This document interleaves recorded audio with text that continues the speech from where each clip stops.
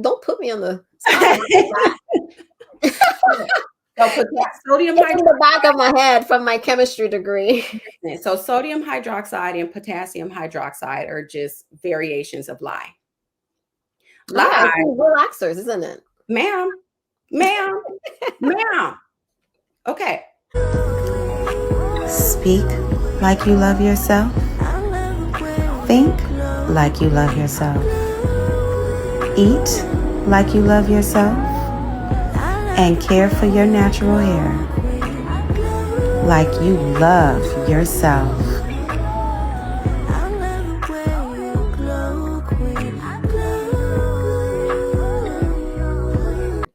So introducing Innersense. Innersense was also one of those companies that I wasn't familiar with until this method.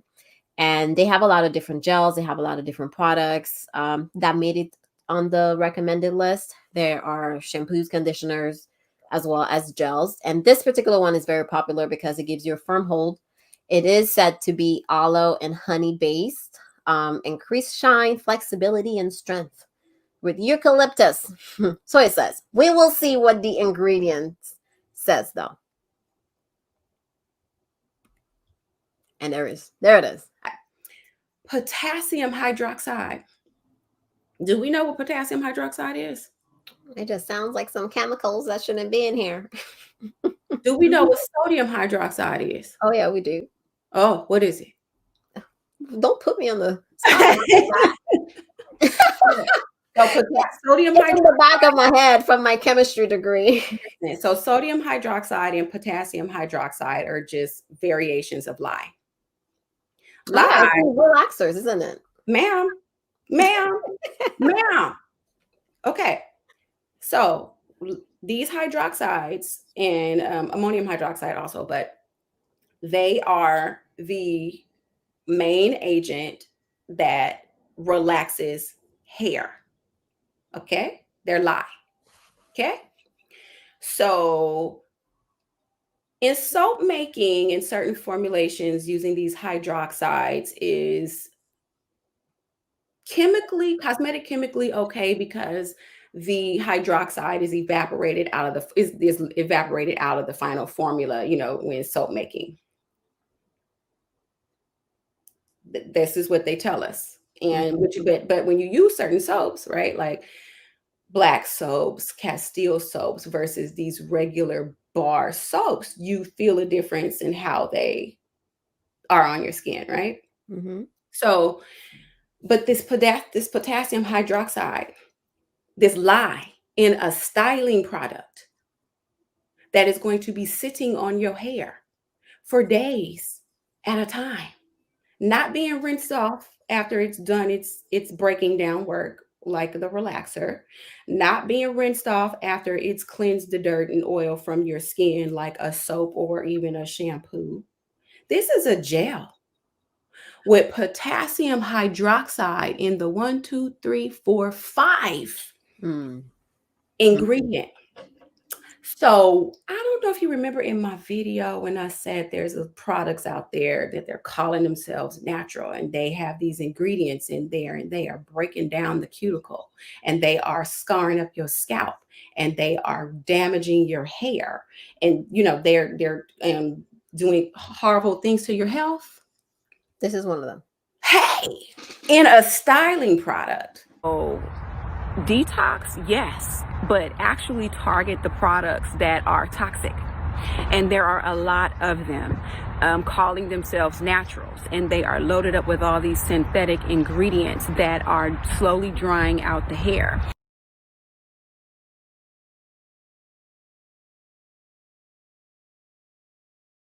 That are breaking down the cuticle. I knew I was not crazy. My hair changed completely in a month and I didn't know why. These were my curls 2 months ago. You can see how juicy they were, how long, how beautiful. This was the first day I started using the products on my hair. This was a week ago when I washed my hair. Yes, girl, I literally want to cry. Look at that. And this is my hair after using the products for a month. Look how empty they look. Look how the texture completely changed. that are causing scalp issues.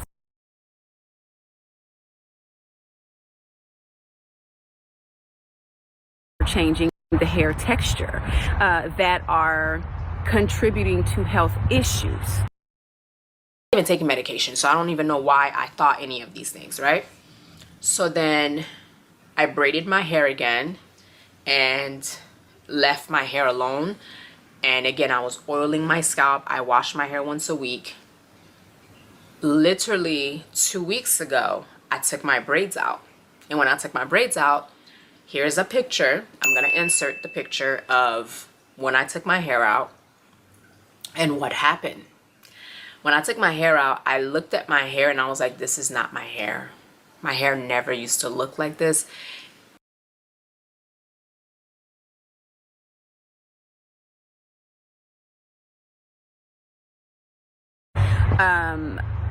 Y'all know what happened with that one that was starts with the D and ends with the curl.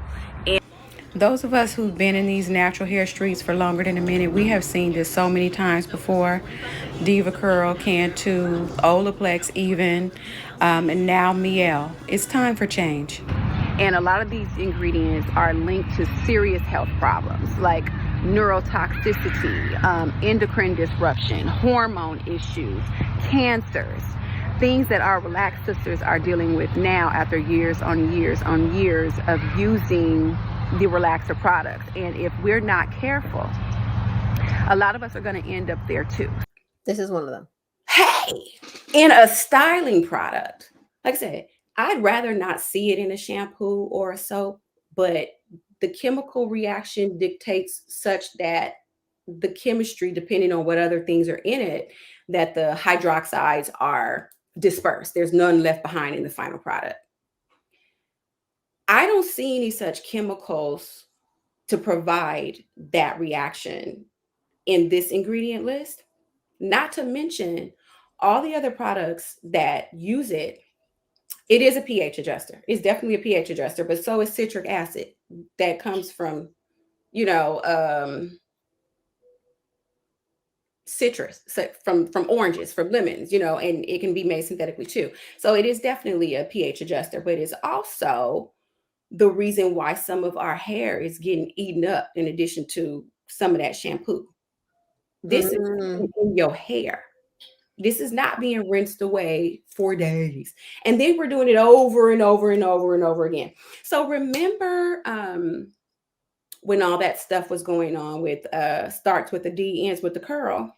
Yeah. Okay. There was an ingredient change, and one of them was one of their preservatives that becomes unstable at certain temperatures on the shelf. And so when it becomes unstable, what it starts to do is release ammoniated gas into the product. And do you know what ammoniated gas does to your hair? The same thing that the surfactants in that shampoo do, because it's ammonia. It's ammonia. They're ammonia based. It start eating up your hair. It's eating up your scalp. It's drying it out. So I don't like this. I don't like potassium hydroxide in a styling product. Like I said, I don't like to see it anywhere. But I definitely don't like lye in a styling product. It's gonna eat up your hair and might make your curls feel looser before it eats it up though. So I don't know if maybe that's what they was going for. But that is not a good thing in a styling product. And that's in the first 5 ingredients. Yeah. No, that's interesting. I don't even know what to say about this one. And if that wasn't bad enough, it is expected to be toxic and harmful to the organs of the body system. It is a skin, eye, and lung irritant, obviously. It is toxic to the wildlife and environment. But it's not suspected to be bioaccumulative.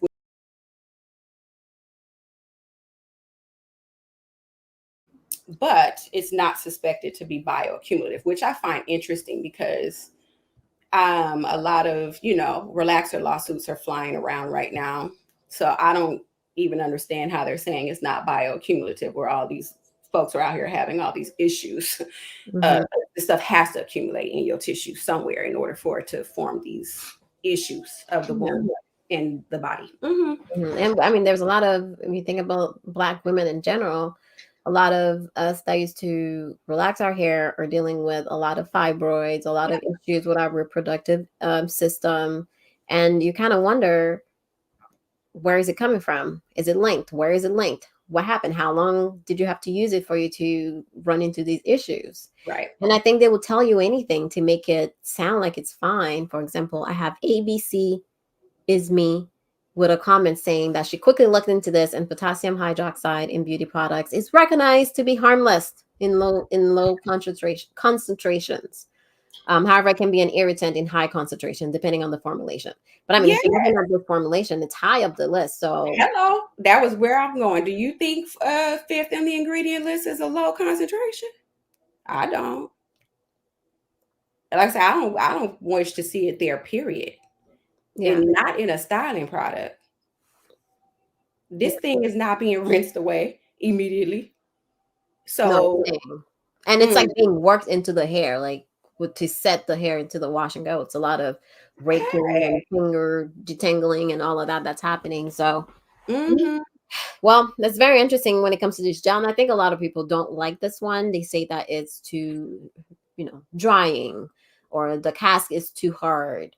There's like different reasons why a lot of people don't like this one, but it's a very popular and recommended one, and one that is being used at salons.